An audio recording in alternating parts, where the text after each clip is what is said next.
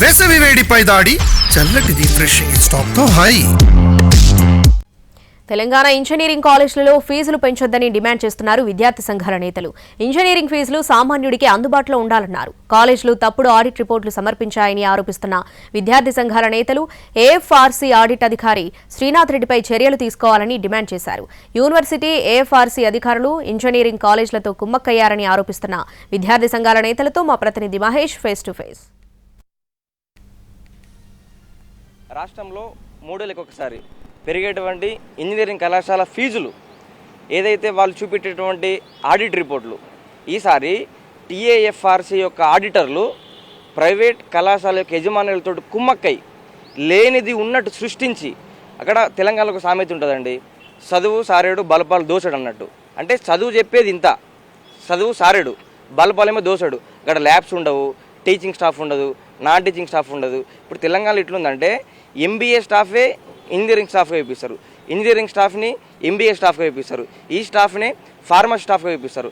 Teaching, non teaching, labs ఎటువంటి సౌకర్యాలు లేకపోయినా వీటన్నిటిని ఆడిట్ రిపోర్ట్స్లో తప్పుడు రిపోర్ట్గా చూపించి ఈరోజు ప్రభుత్వాన్ని మోసం చేసేటువంటి కుట్ర జరుగుతుంది. పేద మధ్యతరగతి విద్యార్థులకి ఇంజనీరింగ్ విద్యని దూరం చేసేటువంటి కుట్ర ఈరోజు జరుగుతూ ఉంది. ప్రైవేట్ కళాశాలలన్నీ కూడా తప్పుడు ఆడిట్ రిపోర్ట్లతోటి ఈరోజు విచ్చలవిడిగా ఫీజులు పెంచేసి పేద విద్యార్థులకు ఇంజనీరింగ్ విద్యని అందరిని ద్రాక్షలుగా మారేటువంటి కుట్ర తెలంగాణ రాష్ట్రంలో జరుగుతూ ఉంది. మేము ఒకటే డిమాండ్ చేస్తూ ఉన్నాం విద్యార్థి సంఘాలుగా, ఏబీవీపీగా, ఏదైతే ఫీజుల పెంపు నిర్ణయాన్ని వెనక్కి తీసుకొని అశాస్త్రీయంగా పెంపు నిర్ణయాన్ని వెనక్కి తీసుకోవాలి. ఏదైతే ఇటువంటి ఆడిటర్లు ఉన్నారో ఆడిటర్లని బ్లాక్ లిస్ట్లో పెట్టాలి.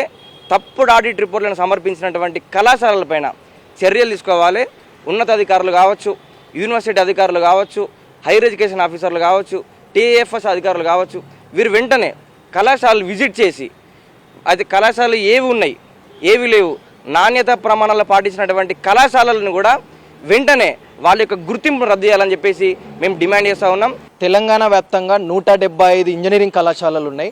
ఈ 175 ఇంజనీరింగ్ కళాశాలల ఆడిట్ రిపోర్టు ఈరోజు ఉస్మానియా యూనివర్సిటీలో ఉన్నటువంటి శ్రీనాథ్ రెడ్డి ఆయన దాన్ని ఆడిట్ చేసి దానికి పర్మిషన్ ఇవ్వాల్సినటువంటి పర్మిషన్ ఉంది. తెలంగాణ రాష్ట్రంలో 2 లక్షల విద్యార్థులు ఉన్నారు. ఒక విద్యార్థికి 5,000 చొప్పున 2 లక్షల విద్యార్థులకు 100 కోట్ల రూపాయల చొప్పున ఈరోజు ఉస్మానియా యూనివర్సిటీ అధికారులకు ఇంజనీరింగ్ కళాశాలలు అప్పజెప్పారు. కాబట్టి ఈరోజు ఉస్మానియా యూనివర్సిటీ అధికారులు కానీ వీళ్ళందరూ కూడా చూసి చూడనట్లు ఆ కళాశాలకు పర్మిషన్ ఇస్తా ఉన్నారు. ఈరోజు కాంగ్రెస్ ప్రభుత్వం అధికారంలోకి వచ్చిన తర్వాత ఈరోజు ఫీజు నియంత్రణ చట్టం తీసుకొని వస్తామని చెప్పింది. ఈరోజు విద్యార్థులకు నాణ్యమైనటువంటి విద్య అందిస్తా అని చెప్తా ఉంది. కానీ ఈరోజు మనం చూసుకున్నట్లయితే తెలంగాణ రాష్ట్రంలో ఇంజనీరింగ్ కళాశాలలో కనీసము చదువు చెప్పడానికి లెక్చరర్లు కూడా లేనటువంటి పరిస్థితి ఉంది. ఈరోజు ఇంజనీరింగ్ కళాశాలలో దాదాపు 45 కళాశాలలో విద్యార్థులు కూడా లేకుండా విద్యార్థులు ఉన్నట్లు సృష్టించి ఈరోజు ఫీజు రింబర్స్మెంట్ స్కాలర్షిప్ అనేది తీసుకుంటా ఉన్నారు.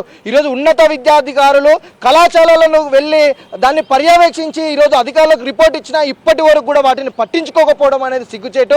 ఇప్పుడు ఈ సంవత్సరము 2025-26కు సంబంధించి వీళ్ళు ఇప్పటికే ఫీజులు పెంచాలని ఒక హైయర్ ఎడ్యుకేషన్ కానీ గవర్నమెంట్లో ఉన్న పెద్దలను కానీ వాళ్ళు చాలా తీవ్ర స్థాయిలో వాళ్ళు పెంచాలనే ఒక ఉద్దేశంతో వాళ్ళు తీవ్ర ప్రయత్నాలు చేస్తూ ఉన్నారు. మేము ఏఐఎస్ఎఫ్గా విద్యార్థి సంఘాలుగా ఇప్పటికే అనేక సార్లు కూడా పేద మధ్యతరగతి విద్యార్థులకు అందుబాటులో ఫీజులు ఉండాలి తప్ప కానీ ఆ యొక్క కాలేజీలో ఏదో రియల్ ఎస్టేట్ వ్యాపారాలుగా చేసుకున్నటువంటి ఆ కాలేజీలకు ప్రభుత్వము అనవసరంగా పర్మిషన్ ఇవ్వద్దని అనేక సార్లు కూడా మేము చెప్పడం జరుగుతుంది. అయినప్పటికీ కూడా హైయర్ ఎడ్యుకేషన్ కానీ ప్రభుత్వం ఎలాంటి చర్యలు తీసుకోవట్లేదు.